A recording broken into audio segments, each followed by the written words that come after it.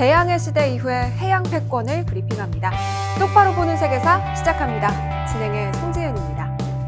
이 시리즈는 1400년대 중반 포르투갈이 항로를 찾아 나서는 대양해 시대의 서막부터 다루고 있습니다. 오늘은 한 시대의 이야기가 아닌 대양해 시대 이후 현재까지를 관통하는 해양 패권에 대한 이야기를 할 겁니다. 일단 여러분, 패권에 대해서 바로 보도록 하겠습니다. 패권은 나쁜 거야. 힘센 놈이 약한 놈을 착취하는 게 패권이야. 이렇게 인식하고 있는 분들이 상당히 많은데요. 이 패권의 핵심은 그런 게 아닙니다. 패권의 핵심은 상업로를 장악하고 있다. 이게 핵심입니다. 박스 몽골리아는 몽고가 유라시아 교역로를 모조리 확보해서 세금을 걷는다는 걸 뜻합니다. 그 교역로를 방해하는 무장 세력이 없는 평화, 그게 팍스의 뜻입니다. 팍스 로마나, 팍스 브리타니아, 팍스 아메리카, 다 그런 뜻입니다. 자유로운 교역, 또 그 교역을 관장하는 힘, 그것이 바로 패권의 의미입니다. 대양해 시대 이후의 교역로는 실크로드가 중심이 아니죠. 바다가 바로 중심입니다. 결국 패권 전쟁의 장도 바다일 수밖에 없죠. 대양해 시대 초기엔 해상 패권을 포르투갈, 스페인이 가져갑니다. 그런데 여러분, 사략선이라고 들어보셨나요?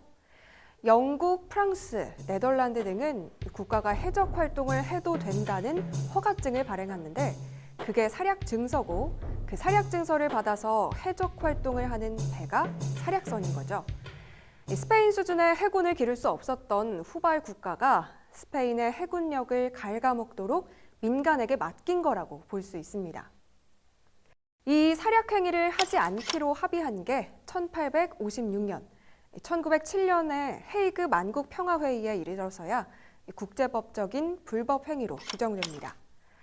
꽤 최근까지 바다 패권 전쟁에서 사용되는 당연한 수단이었습니다. 바다에 떠있는 상선을 노리는 승냥이들이 가득한 곳, 또 그곳이 대양해 시대 이후의 바다였던 것입니다. 법과 원칙 이런 거 없습니다.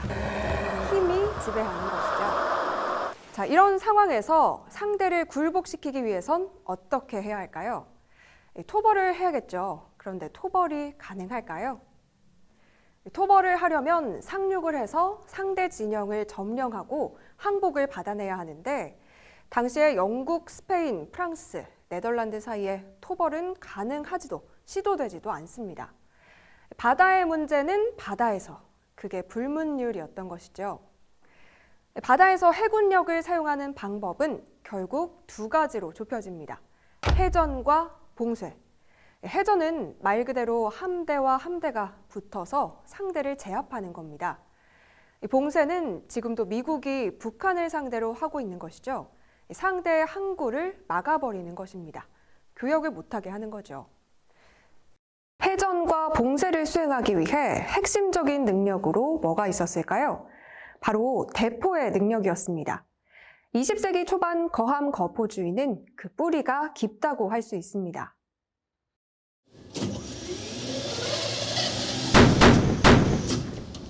거함 거포주의란 거포와 중장갑을 갖춘 거대한 전함을 해군력의 중심으로 여기는 것으로 1906년 당시 영국에서 드레드노트급 전함을 취역시키면서 시작된 사상을 말합니다. 이전에 여러 단계의 전열함을 거쳐 증기 엔진, 철갑선을 거치고 석유의 시대가 오자 전함의 시대가 옵니다. 사거리가 긴 아주 큰 대포, 이 대포로 함대 결전을 제압하고 상대 항구를 봉쇄한다. 이게 해상 패권 경쟁의 핵심이 되는 것이죠. 전함은 패권의 향배를 가르는 전략 무기, 그 자체가 됩니다.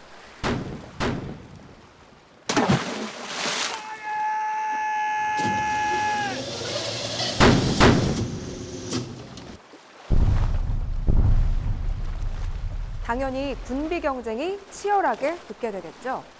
하지만 전함의 군비 경쟁은 가성비 문제를 촉발합니다. 식민지에서 벌어들이는 이익보다 전함의 건조 비용이 더 커서 재정 적자가 발생할 수밖에 없습니다. 일본은 국가 예산의 3분의 1을 전함 건조에 쓰기도 했습니다. 여기서 정치적 문제로 인해 함대 결전이 발생하지 않습니다. 엄청난 비용으로 만든 전함을 결전에 내보내는 걸 정치인들이 부담스러워하게 되는 거죠. 결국 전함으로 결전은 하지 않으면서 상대보다 더 전함을 많이 만들겠다는 군비 경쟁만 가속화되는 상황이 전개됩니다. 결국 1차 세계대전 이후에 승전국의 중심으로 전함 군축회의가 열립니다. 워싱턴 해군 군축 조약입니다. 미국, 영국, 일본, 프랑스, 이탈리아가 전함 보유를 비율로 정하고 현상 유지를 하기로 하죠. 이렇게 전함 군축 협상을 했는데 시대는 바야흐로 석유의 시대. 이제 수백 년간의 패러다임이 바뀝니다. 석유의 시대에 등장한 가장 획기적인 발명품, 바로 엔진이 대량 생산되기 시작합니다. 1922년 워싱턴 해군 군축 조약 이후로 눈부시게 발달하는 엔진은 비행기와 자동차의 발달로 이어집니다. 그리고 석유가 석탄 대신 증기 터빈을 돌리던 수준을 넘어서서 함선에도 엔진이 도입되기 시작하죠. 함선이 더욱 거대화되기 시작하는 것입니다. 그렇게 탄생한 항공모함.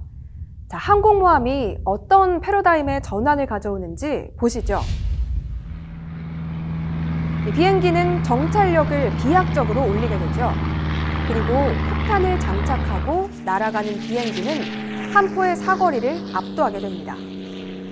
뇌격기와 급강하 폭격기의 등장으로 전함은 보이지도 않는 먼 곳에 있는 항공모함에서 출격한 전투기들을 상대해야 하는 상황이 벌어진 거죠.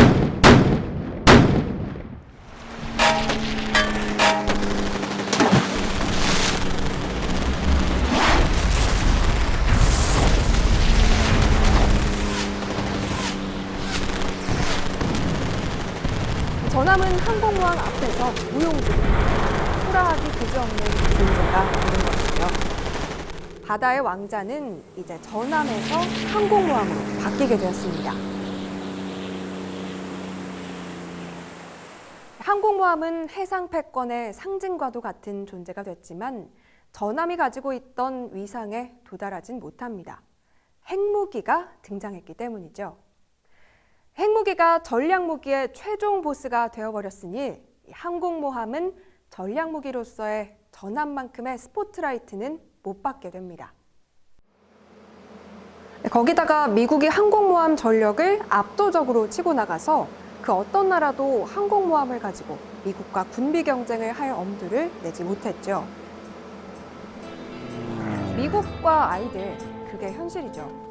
그런데 지금 중국이 바다에서 미국과 경쟁을 할 생각인가 봅니다. 2050년까지 미 해군을 잡아보겠다는 야심찬 계획의 중국. 과연 성공할까요? 똑바로 보는 세계사는 대항해 시대 이후 교역과 통상 질서, 군사 패권이 어떻게 형성되었나를 다룰 것입니다. 똑바로 보는 세계사, 오늘은 여기까지입니다. 다음 편은 거의 모든 음식에 들어간다고 해도 과언이 아닌 설탕을 주제로 이야기해 보겠습니다. 고맙습니다.